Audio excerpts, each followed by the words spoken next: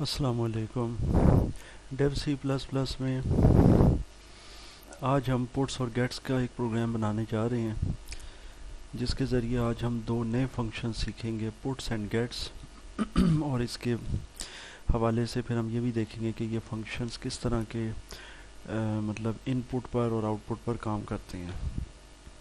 Let's suppose हम सबसे पहले हैश इंक्लूड और as usual S T D I और डॉट एच हम डिफ़ाइन करते हैं। उसके बाद ऑब्वियसली मेन की बॉडी। अच्छा, इस प्रोग्राम के अंदर एक चीज़ का हमने ज़रूर ख्याल रखना है, वो ये है कि चूँकि ये हमारे अब तक के सी लेक्चर की 7वीं क्लास है और इसमें अब तक हम इस चीज़ से फेमिलियर हो चुके हैं कि हम कोड किस तरह लिखते हैं, एग्जीक्यूट कैसे करते हैं और रन कैसे करते हैं। तो इसके अंदर हम ये करेंगे इस प्रोग्राम के अंदर कि हम छोटे छोटे सेक्शंस को देखेंगे कि जनाब सेक्शंस वाइज हम किस तरीके से कोड लिखते हैं और हर सेक्शन को किस तरह डिवाइड किया जा सकता है छोटे से मॉड्यूल में। मिसाल के तौर पर सबसे पहले एक 4 कीवर्ड डिफाइन करते हैं यानी कैरेक्टर का, और उसके अंदर मैं n वेरिएबल एक लेता हूँ और इसके अंदर मैं ये 20 का एक फिगर डाल देता हूँ जनाब। उसके बाद फिर कैरेक्टर वेरिएबल, फिर इसके बाद fn एक वेरिएबल का नेम दिया और इसमें भी 20 मैंने लिमिट दे दी, और फिर उसके बाद जनाब सेमी कॉलन एंड पर फिर एक इंटीजर वेरिएबल ली, इसको नाम दे दिया एज। तो ये जनाब एक छोटा सा ब्लॉक हो गया या सेक्शन हो गया, जिसको आप कह सकते हैं कि जी ये सेक्शन है जी हमारा। अच्छा, अब इसमें मैंने किया यह है कि कैरेक्टर वेरिएबल एन डिफाइन किया यानी नेम। नेम के लिए मैं नेम पूरा भी लिख सकता हूँ और मैंने उसको शॉर्ट करके एन लिख दिया है। और इसकी जो स्क्वायर ब्रैकेट्स हैं उसके अंदर जो ये मैंने 20 का फिगर लिखा है, बेसिकली ये जो 20 है ये इसकी लिमिट है कि इतने यानी कि हम कैरेक्टर्स का टेक्स्ट इस वेरिएबल में स्टोर कर सकते हैं 20 से ज़्यादा नहीं। इसी तरह एफ एन में भी फादर नेम, उसमें भी 20 कैरेक्टर्स की लिमिट मैंने दे दी है। फिर आगे इंटीजर वेरिएबल एक एज डिफाइन की है। तो ये हमारा एक छोटा सा सेक्शन हो गया जिसके अंदर हमने वेरिएबल्स को हमने डिक्लेयर कर दिया। अब इसके बाद हम जाते हैं जी अगले सेक्शन की तरफ। वहाँ पर मैं प्रैक्टिकली पुट्स का फंक्शन यूज़ करता हूँ, जिसके बारे में आज का प्रोग्राम है ये पुट्स एंड गेट्स। तो पुट एस या पुट्स का मतलब है पुट स्ट्रिंग।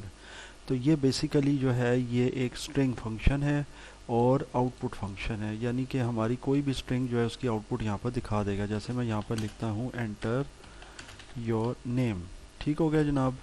और ये हमारी एक लाइन में आउटपुट फंक्शन आ गया जो डिस्प्ले करेगा स्क्रीन के ऊपर एंटर योर नेम जब प्रोग्राम चलेगा। साथ ही मैं इसके गेट्स या गेट स्ट्रिंग का फंक्शन लगा देता हूँ और ये फिर इस वेरिएबल की वैल्यू को एक्सेप्ट करेगा या इसमें स्टोर करेगा। तो ये जनाब हमारी पहली वेरिएबल जो है यहाँ पर हमारी यूज़ हो गई है गेट्स के अंदर, पुट्स और गेट्स में। ठीक हो गया जनाब यहाँ तक। अब इस कोड को बेशक आप कॉपी कर लें अपनी आसानी के लिए, बजाय दोबारा टाइप करने के। ये कॉपी किया हमने, यानी कि मैंने किस तरह कॉपी किया मैं प्रोसीजर बता देता हूँ। सेलेक्ट की मैंने दोनों लाइंस जिन्हें कॉपी करना है, उसके बाद उन पर राइट क्लिक किया माउस से और कॉपी। उसके बाद लाइन नंबर 8 में मैं आया हूँ, यहाँ पर राइट क्लिक करता हूँ और यहाँ पर पेस्ट। अब यहाँ एंटर योर नेम की जगह पर छोटी सी अमेंडमेंट करें और फादर नेम लिखते हैं। ठीक हो गया जनाब। और एन की जगह पर एक छोटी सी अमेंडमेंट करें और एफ़ का इजाफा कर दें। तो ये जनाब देखें आसानी के साथ बजाय दोबारा टाइप करने के, तो हमने इसको भी ऐड कर लिया, एंटर योर फादर नेम और आगे आ गया गेट्स। अब हमने एज ज़ाहिर लेनी है।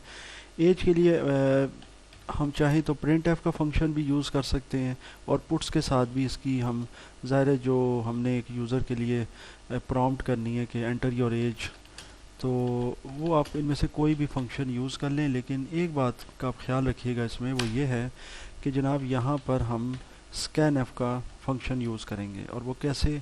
वो इसलिए क्योंकि स्कैन एफ जो है वो आपका इंटीजर वेरिएबल की इनपुट को लेगा। अदरवाइज़ ये जो पुट्स और गेट्स है ये सिर्फ टेक्स्ट पर काम करते हैं। चूँकि एज हमारी न्यूमेरिकल वैल्यू है, लिहाजा इस पर ये काम नहीं करेगी। सो अब हम स्कैन एफ के अंदर आते हैं। परसेंटेज यहाँ पर हम दे देंगे G D, which is our format specifier. उसके बाद कॉमा, एम्परसेंड, और वेरिएबल का नाम क्या था जनाब? एज, एंड पर मैंने लगा दिया जी सेमी कॉलन। तो ये स्कैन एफ एक मजबूरी है जस्ट यू कैन से। और वैसे भी इस प्रोग्राम के अंदर भी एक चेंज आ गया है।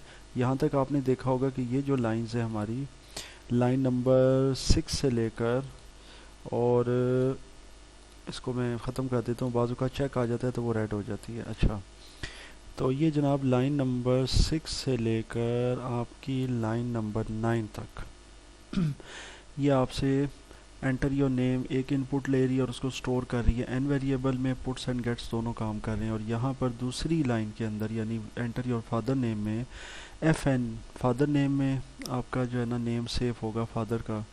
तो ये दोनों जो है ना ये आपके स्ट्रिंग पर काम कर रहे हैं। लेकिन यहाँ चूँकि इंटीजर वेरिएबल के साथ अब आ गया है, क्योंकि एज आपकी जो है वो एज अ कह सकते हैं न्यूमेरिक सेव होगी, एक नंबर के तौर पर सेव होगी, लिहाजा उसके लिए हमने फिर स्कैन एफ का फंक्शन यूज़ किया ताकि वो उसके साथ काम करे। यहाँ तक जनाब क्लियर हो गया। उसके बाद स्कैन एफ तो ज़ाहिर है उसने ले ली एक इनपुट। और अब पुट्स में हम क्या करेंगे जी, क्योंकि यहाँ पर अभी आप देख सकते हैं इस ब्लॉक के अंदर हमने ये पुट्स किया है, फिर गेट्स लिया है, फिर पुट्स किया है, फिर गेट्स लिया है, फिर पुट्स, और उसके बाद स्कैन एफ। अब हम यहाँ पर पुट्स यानी पुट स्ट्रिंग एक हम आउटपुट फंक्शन यूज़ करते हैं और यहाँ पर हम बतौर इसके पहली वेरिएबल को प्रिंट करेंगे। फिर हम उसके बाद जनाब फादर नेम दूसरी वेरिएबल को प्रिंट करते हैं। और जाहिर है एज के लिए आप प्रिंट एफ कर लें, और प्रिंट एफ के अंदर आपके जो है ना जी परसेंटेज डी, और यहाँ पर जनाब एज आपकी प्रिंट हो जाएगी। सो ये यहाँ पर हमारा प्रोग्राम बन गया जनाब। ये एक ब्लॉक था जिसके अंदर मैंने ये देखें वेरिएबल्स डिक्लेयर की और उनके पैरामीटर्स दिए। पैरामीटर्स में उनका यही था कि जैसे एन वेरिएबल है तो उसके अंदर 20 कैरेक्टर्स और इस तरह। फिर उसके बाद ये जो ब्लॉक था मेरा ये यहाँ तक गया और इसके अंदर सिंपल टेक्स्ट स्ट्रिंग्स पर काम हुआ कि वो आपने डिफ़ाइन करना सारा। फिर उसके बाद यहाँ पर मैंने इंटीजर को डील करने के लिए लिया है स्कैन एफ। उसके बाद फिर ये सेक्शन जो है यहाँ पर सिंपल जो है आउटपुट आएगी हमारी, जो हम इनपुट यूज़र से ले चुके हैं। तो अब हम इसको जनाब एग्जीक्यूट में जाकर कंपाइल करते हैं। सबसे पहले ये हमें प्रॉम्प्ट करेगा कि हम इसको सेव कर लें, सो हम इसको सेव कर लेते हैं जनाब एग्जाम्पल 10 के नाम से। ये देखें जी 0 एरर 0 वार्निंग।